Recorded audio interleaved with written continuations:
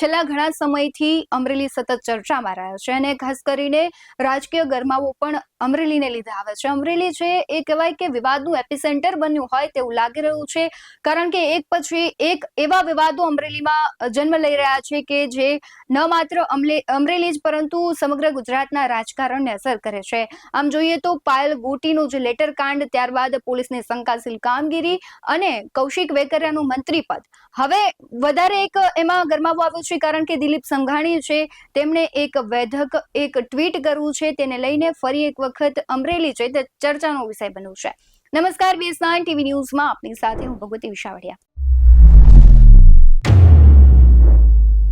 આમ તો જોઈએ કે વિવાદોનું એપિસેન્ટર અમરેલી બનતું હોય છે અને ત્યારે ફરી એક વખત વિવાદ આવ્યો છે કે સાવરકુંડલામાં કહેવાય છે કે સુરતના વરાછાના MLA કુમાર કાનાણીના પોસ્ટર લાગવા, કોંગ્રેસ દ્વારા કહેવાય છે કે સત્યાગ્રહ આંદોલન શરૂ કરવું અને ત્યારબાદ હવે દિલીપ સંઘાણીએ એક ટ્વીટ કર્યું છે. આ ટ્વીટ હું તમને બતાવવાનો પ્રયાસ કરીશ કે તેમણે ટ્વીટમાં દિલીપ સંઘાણીએ લખ્યું છે કે દીકરીના નિહાપા લાગ્યા. હવે આ ટ્વીટ પહેલા તો તમે પહેલી નજરે જુઓ, દીકરીના નિહાપા લાગ્યા ને એમાં પણ અમરેલીના જ વિસ્તારના કોઈ વ્યક્તિ કરે તો આપને સ્વાભાવિક છે કે એ જ ડાયરેક્ટ મનમાં ક્લિક થાય કે ક્યાંક પાયલ ગોટીને લઈને ઈશારો છે કે જે પ્રમાણે કૌશિક વેકરિયા છે તે બંનેનો આખો વિવાદ હતો, તેમાં પોલીસની શંકાશીલ કામગીરી પર અનેક પ્રશ્નો થયા અને દિલીપ સંઘાણીએ હવે આ વસ્તુને લઈને ટ્વીટ કર્યું છે. પરંતુ સવાલ એ છે કે અત્યારે જે પ્રમાણે ટ્વીટ કરવામાં આવ્યું છે, આ ટ્વીટ શું સૂચવે છે?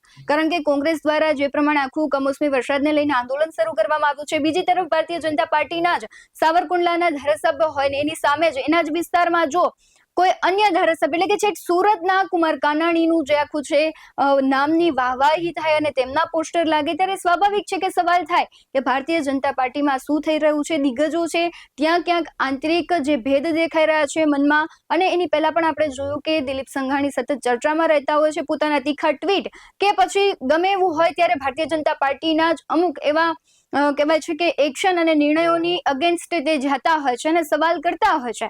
ત્યારે આ બધાની વચ્ચે જ્યારે આજે આ ટ્વીટ સામે આવ્યું છે, ચોક્કસથી આપણે કહી શકીએ કે જે દિલીપ સંઘાણી દીકરીના નિહાપા લાગ્યા, હવે આ ટ્વીટનો જવાબ છે કોણ આપે છે? દિલીપ સંઘાણી આપે છે કે ક્લેરિફિકેશન હજુ કશું થયું નથી કે શા માટે આ લખવામાં આવ્યું છે, પરંતુ શું દિલીપ સંઘાણી એક રાઈટ સમયની રાહ જોઈ રહ્યા હતા? કારણ કે જે પ્રમાણે હજુ સુધી પાયલ ગોટીને ન્યાય નથી મળ્યો અને આ સમયે જ તેમનું ટ્વીટ આવું, કારણ કે કૌશિક વેકરિયા હવે મંત્રી પદ ઉપર છે અને ત્યારે દિલીપ સંઘાણી છે ખેડૂતોને લઈને પણ આપણે જોતા હોય છે કે અવારનવાર તે અવાજ ઉઠાવતા હોય છે અને જ્યારે કમોસમી વરસાદનું આખું ત્યાં સર્વેનું કરવામાં આવ્યું, મંત્રીપદ કૌશિક વેકરિયાને મળ્યું.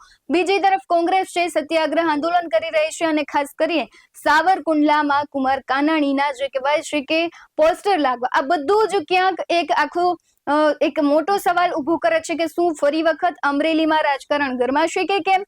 દિલીપ સંઘાણીના જે ટ્વીટને લઈને તમારું શું કહેવું છે? શા માટે તેમણે આ સમયે ટ્વીટ કર્યું હશે દીકરીના નિહાપા લાગ્યા? એટલે શું તમે દિલીપ સંઘાણી એવું કહેવા માંગતા હતા કે જે પ્રમાણે પાયલ ગોટી ઉપર આખી કહેવાય છે કે તેમનું સરઘસ કાઢવામાં આવે છે, તેને જેલમાં મોકલવામાં આવે છે, એટલે એનો નિહાપો લાગ્યો છે કે શું છે? તમને શું લાગી રહ્યું છે કે દિલીપ સંઘાણીને ટ્વીટને લઈને તમારું શું કહેવું છે? કમેન્ટમાં જરૂરથી જણાવજો. બાકી આવા જ અહેવાલો સાથે ફરી મળતા રહીશું. તમે અમારી YouTube ચેનલને સબસ્ક્રાઇબ કરવાનું, અમને ફેસબુક અને ઇન્સ્ટાગ્રામ પર ફોલો કરવાનું ભૂલશો નહીં. બાકી અવનવી અપડેટ્સ મેળવવા માટે આપ જોતા રહો BS9 TV ન્યૂઝ. નમસ્કાર.